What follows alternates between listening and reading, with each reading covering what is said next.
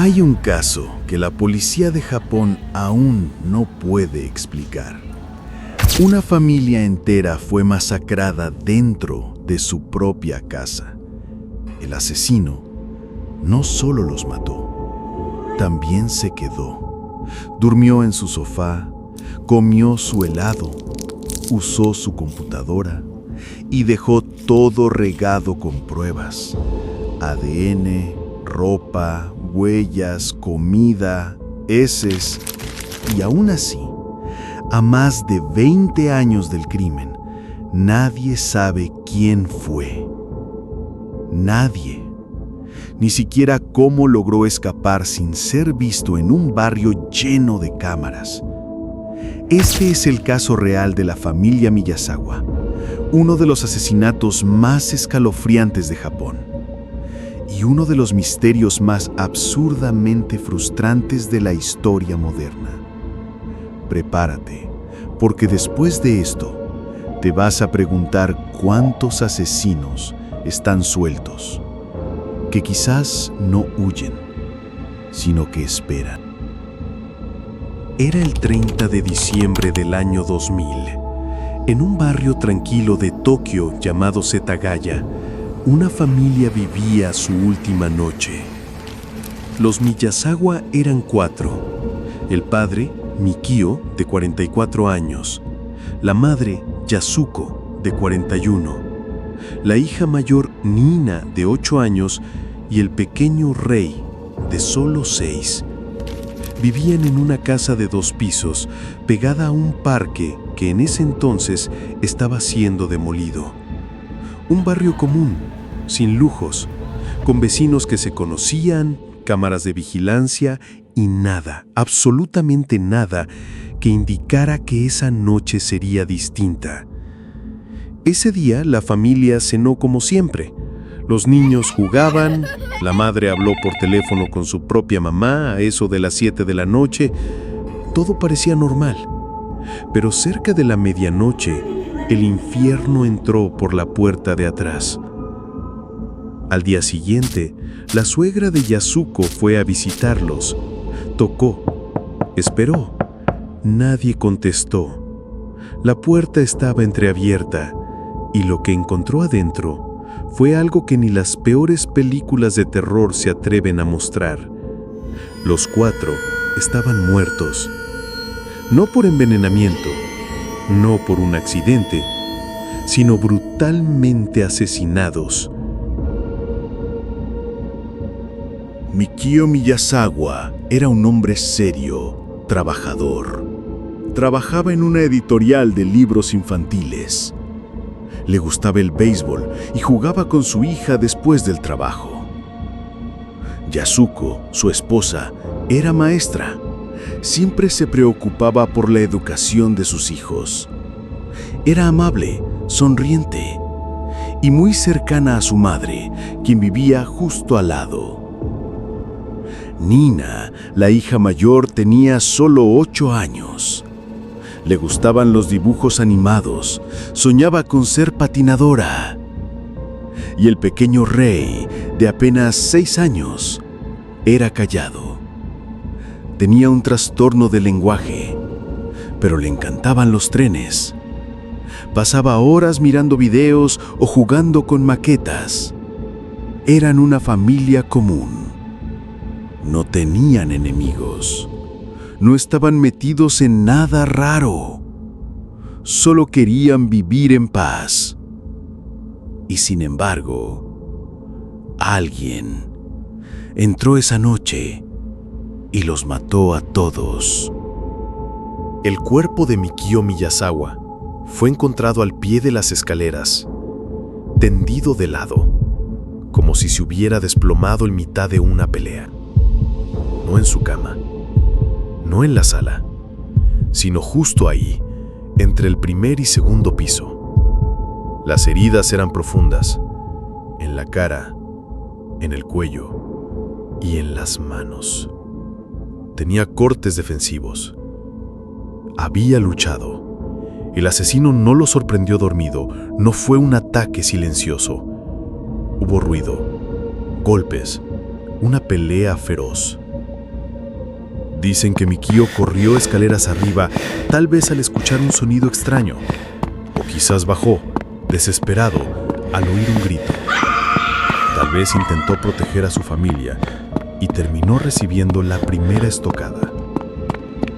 La sangre se derramó por los escalones, quedó en la madera, salpicó las paredes, marcó su caída. En el segundo piso estaban Yasuko y Niina, madre e hija. Dormían juntas. Era común en esa familia dormir en futones, todos en el mismo cuarto. El asesino subió hasta su habitación y las atacó mientras dormían. Las apuñaló varias veces, sin piedad. Niina murió abrazada a su madre. Los cuerpos quedaron juntos, como si el instinto final de una niña fuera a esconderse en los brazos que la protegían. Pero ni eso bastó. El cuarto era un desastre. Había sangre en las paredes, en el futón, en los juguetes, incluso en los libros escolares. Todo quedó manchado. La escena no parecía real. Era una pintura de horror. Un cuarto infantil transformado en pesadilla. El pequeño Ray fue hallado en su habitación. Tenía solo 6 años. Estaba acostado en su cama.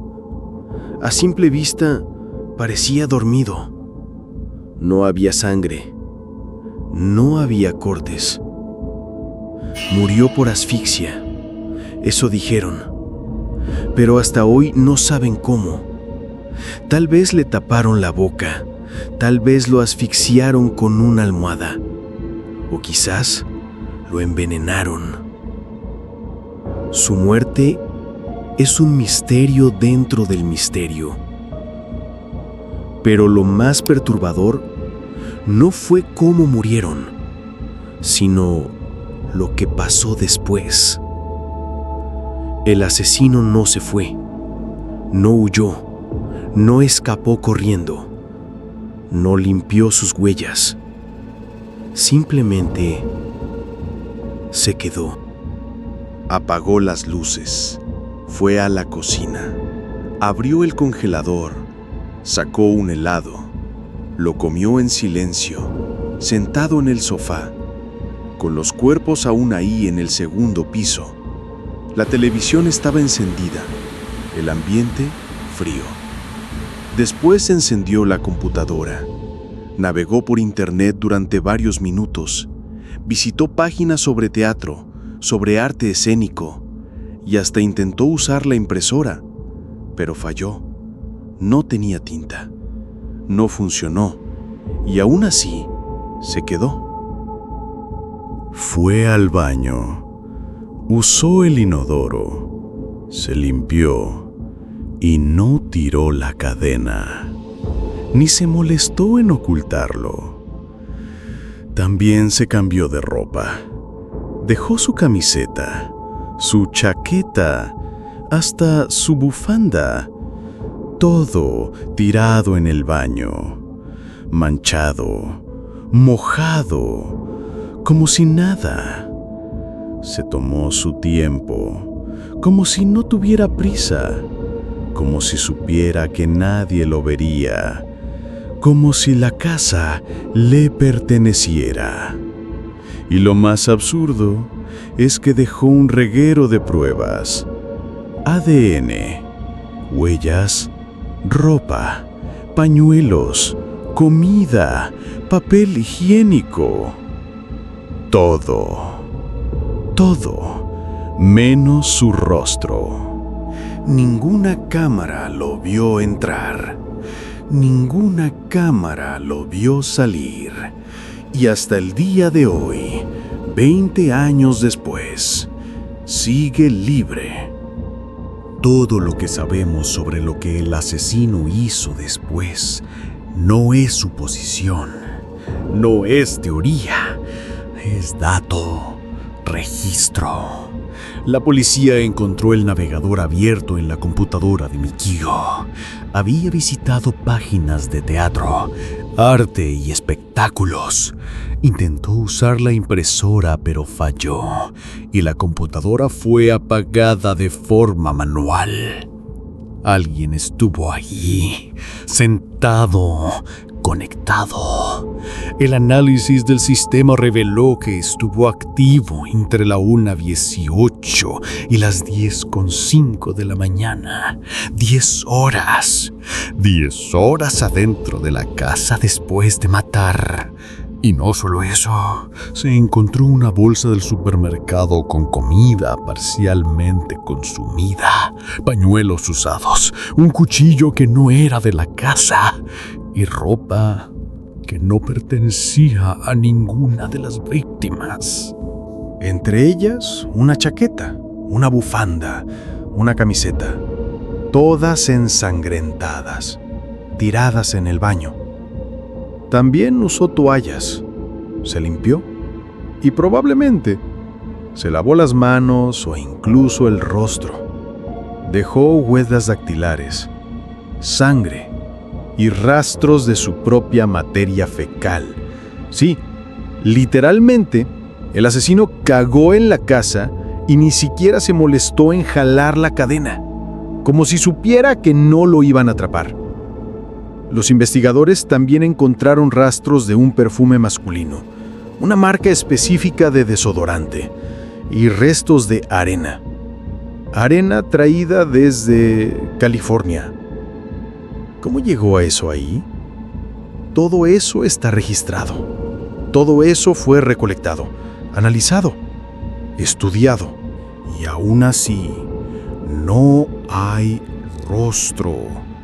No hay video, no hay testigos, solo un espectro que entró, mató, se quedó y desapareció. Lo tenían todo: ADN, huellas, ropa ensangrentada, comida mordida, pañuelos con sangre y mocos, materia fecal, zapatillas, fibra textil y hasta arena. La policía japonesa recolectó más de 100 pruebas físicas dentro de la casa. Las zapatillas, por ejemplo, eran de Skate, una marca rara, poco común en Japón, modelo exclusivo, talla 28. Solo se vendía en 1000 tiendas específicas y la mayoría estaban en Estados Unidos. El ADN del asesino fue analizado, mitad japonés, mitad coreano, con posible ascendencia del suroeste de Asia. Huellas dactilares, huella palmar, tipo de sangre A. Se hizo una base de datos nacional. Se cruzaron con archivos internacionales, con inmigración, con criminales registrados. Nada. La ropa que dejó tenía un patrón de lavandería industrial. No venía de una casa común. Parecía lavada en una lavandería de base militar. ¿Era un militar? ¿Un extranjero? ¿Un infiltrado? Y sin embargo, nunca hubo un retrato hablado, nunca una rueda de reconocimiento, nunca una pista firme. Todo se fue enfriando. Más de 246,000 agentes revisaron el caso. El expediente hoy tiene más de 40 volúmenes de evidencia. Y lo peor es que con todo eso, el caso sigue oficialmente sin resolver. Hay teorías, muchas, ninguna con pruebas suficientes, ninguna con respuestas definitivas.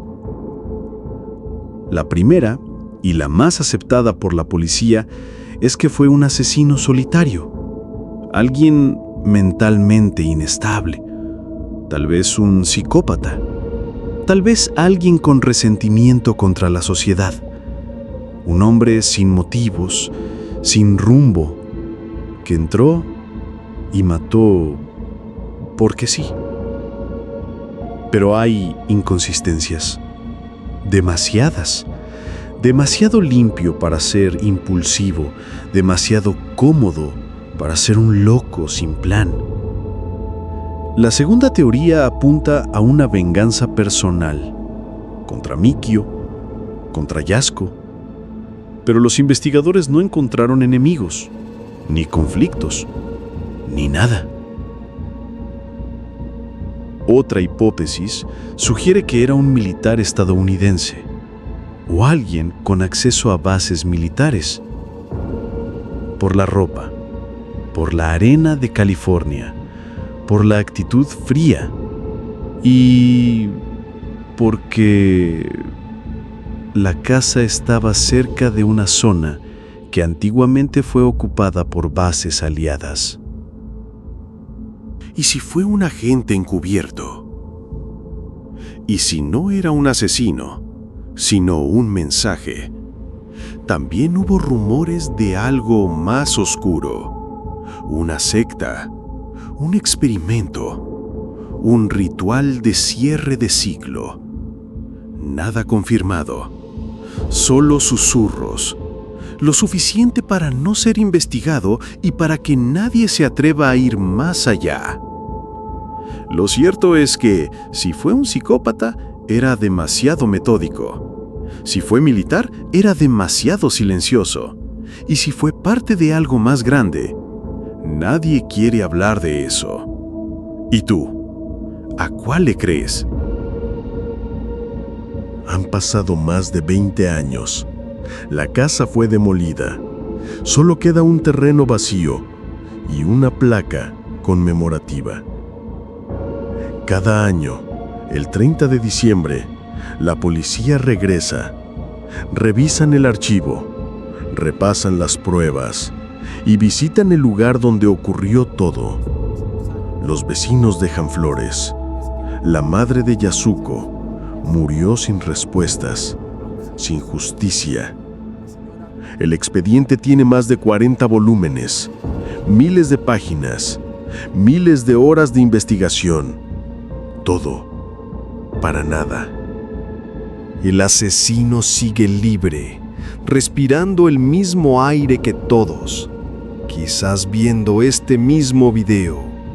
Y eso es lo más perturbador, porque si pudo entrar, matar, comer, dormir ahí y salir como si nada, ¿qué lo detendría de volver a hacerlo?